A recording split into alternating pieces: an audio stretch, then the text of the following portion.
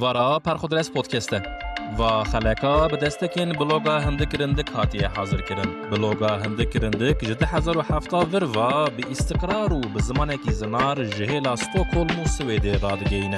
جبو به هزاران نویسین سر حیات لبلوگا هندک رندک بنیرن.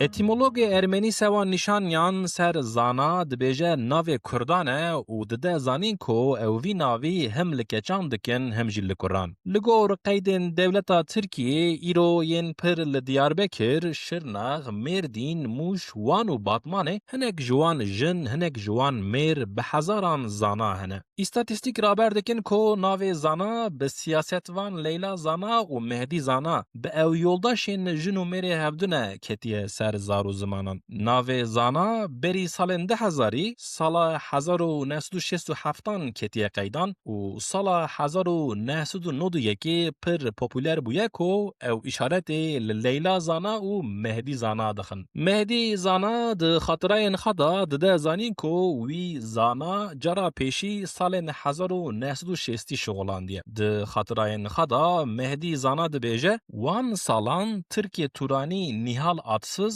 د کووارا ötükene da ser Kurdan gotinin giran kirine. Wî jî nivîsa wî tevî nivîseka xaya li binî îmza zana daye matbaayê û ew kaxet li millet bela kirine. Leyla Zana sala 1991 li Enqerê li Meclîsa Tirkiyeyê dibêje ew son daxa bo Kurdan û bo Tirkan dixwîne û şora wê deng vedide.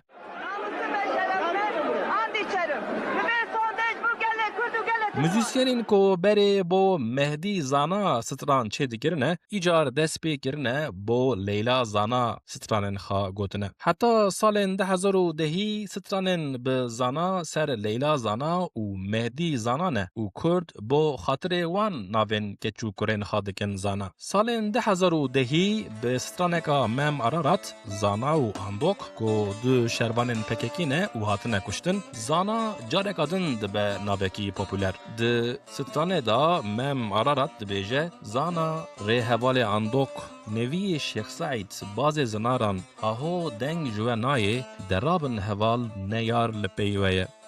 Xwedê zane Zana wê bi Mehdi Zana, Leyla Zana û Zana û Andok li van erdan hîn bi dehan salên din nav be, saz û stran be û li ser zar û zimanan be.